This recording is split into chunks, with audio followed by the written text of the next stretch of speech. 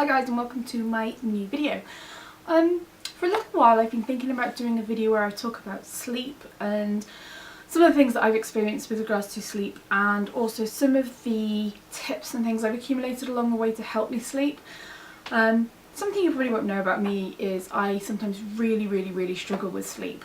Back when I was in uni, which is a long time ago, I really struggled with sleep and I had what the doctors called inverted insomnia. Now I would have just said it was insomnia, but ultimately I did actually get sleep, some sleep, but at the wrong time. And it wasn't a case of my sort of sleep cycle was out of sync. It wasn't like I had my days and my nights mixed up. I could not sleep when I wanted to. I couldn't sleep at night. I was so tired. I was ready for bed. You know, I was ready to sleep sort of come 9-10 o'clock, and I'd go to bed, but my mind would be buzzing with so much I couldn't sleep. And it was really hard.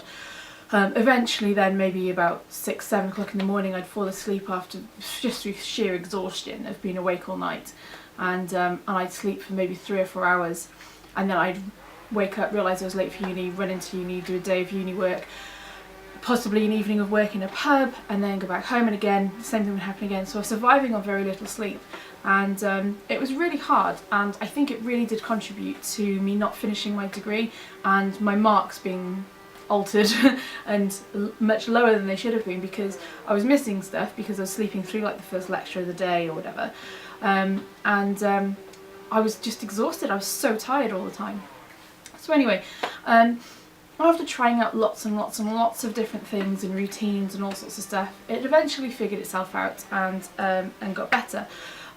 But over the years it still does come back every now and then, and I'll go through, it could be a couple of weeks or a few weeks of just really struggling to get to sleep at night. That's my biggest problem, actually getting to sleep. So I thought I'd share my tips with you on some of the things that I have found that have really helped me sleep. So tip number 1 is to don't take your phone to bed with you.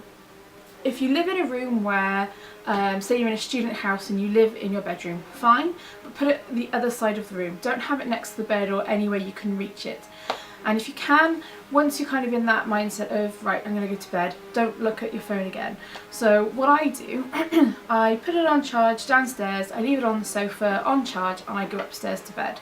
And then in the morning when I'm up and I'm dressed and I bring the baby down to get ready, and when he's drinking his bottle, I'll have a look at my phone and catch up then.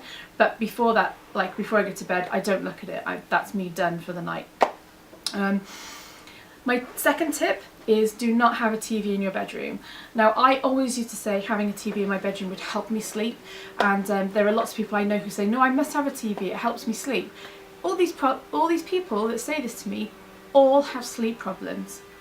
And I am so certain that part of the reason they have sleep problems is because they have a TV in their room. If it is in any way stimulating your brain, it's going to be keeping you awake. So if you're watching something, even if it's boring, you're kind of watching it, you're taking it in, and yes, you may fall asleep with it on, but that's just because you are so tired, you would have fallen asleep anyway.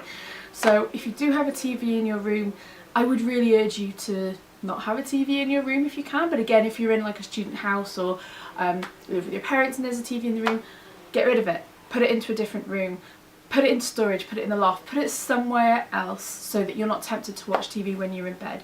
It is difficult when you're a student because it's, you know, where you go away from the communal area to get some time of your own, in which case I would just really say, again, when you're ready to go to bed, just don't watch it, don't turn it on, just hold off doing it and leave it off, and it really will help. My other tip, so tip number 3, is to drink a drink like a chamomile tea, something that's relaxing before you go to bed. I'm not a believer in taking medication to get to sleep and things like that. I appreciate some people do genuinely need it, and that's fine, but for me that wasn't necessary, and I think for sort of your average person out there who's struggling to sleep, there are other ways around it. And drinking something like a chamomile tea, something that is not stimulating in any way, it's a very mild flavour and is very relaxing, that really helps as well. And then if you do have anything like lavender, as much as I'm not saying you should drink lavender, you could put like a drop, just 1 drop of lavender oil on your pillow a little while before you go to bed. So maybe when you first go up and you go to get washed and everything like that, just dip 1 drop of lavender oil on your pillow, and then yeah, go take your makeup off and do whatever you need to do. And then when you go to bed, it will help relax you and infuse the area around your pillow. You could just put it like at the top corner or something, somewhere where your hair's not going to be, so you know you don't get any oil in your hair or anything like that. And then my fourth and final tip is to have a good mattress. Now, when the husband and I first moved into the house we're in now and we were shopping for a new bed, the salesman, well, we'd picked out a really gorgeous bed frame. It was like a sleigh bed, it was wooden, and we picked out a really rubbishy mattress. And the salesman said to us, and regardless of whether he was trying to make a sale, he had a point. And that is, look, you can upgrade the bed frame at any time you like. If you've got a budget and it's, you know, not like an extensive budget, put your money into the mattress, because the mattress is what will give you a bad back if you buy a cheap one, and it's what will last you a long time as well. So that really resonated with us, so we spent money and got a fairly decent mattress. It was a pocket sprung mattress. I can't even remember the make because it was a while ago, but it lasted us about 10 years. And then when I was pregnant, I've kind of been talking on my pregnancy vlogs about sleep as well, because that was a real issue for me again, being pregnant. I was really struggling with sleep and aches and pains and things. We then, or around the time the baby came, we got a new mattress, and what we bought was a Silent Night 1000 Classic. So it was a pocket sprung mattress from the Classic range, and it has 1000 pocket springs in it. I think that's kind of how it all works out. It's like a medium to soft, well, it's not soft, but it's like a medium mattress. It's really nice. It really has helped with us sleeping, because the old mattress, it was so old and we'd had it so long, we'd created dips either side, so where we were like lying, so you kind of roll into your dip a little bit, you know, and there was no support there whatsoever, so you find that you were getting quite achy when you slept. So another thing is to make sure you have a decent mattress, and just to make sure that it's not, yeah, like, you know, saggy and soft, and that it does support you where it needs to as well. Oh, that was the thing with our mattress as well. It's got a memory foam topper built into it, like the top part of it is memory foam, so it really is quite comfortable and supportive as well. So they are my top 4 tips for helping you get a better sleep. So don't look at your phone towards, you know, when you go into bed or anything like that, and try and keep it out of your room if you can. Don't watch the TV when you're lying in bed, or any like bit around when you go to bed or anything like that.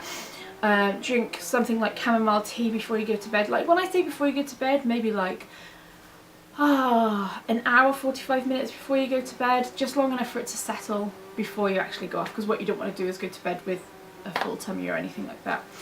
And yeah, and then having a good mattress, that really does help as well.